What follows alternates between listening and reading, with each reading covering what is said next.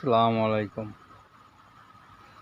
আজকে মাননীয় প্রধানমন্ত্রী একটা কথা কিন্তু সুন্দর বলছে যে আপনাদের এত ভারত বিদ্বেষী, তো আপনাদের স্ত্রীরা যে ভারতের জামদানি শাড়ি পরে বা ওই বড় দামি দামি শাড়িগুলি পরে ওইগুলি আগে ফালান না কেন?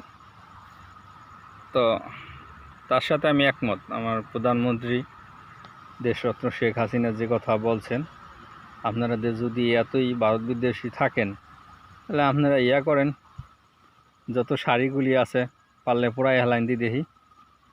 আপনারা পারলে ফেসবুক লাইভে এসে সব শাড়িগুলি পুরাই হেলাইন দেখি, পারেননি? ঠিক আছে, তাহলে আমরা বুঝবো যে না, আপনারা ভারত খেদাও আন্দোলন করতেছেন। আর আমরাও চাই যে ভারত খেদাও আন্দোলন আপনারা সফল হন, তবে আগে নিজেরা কাপড় পুরান।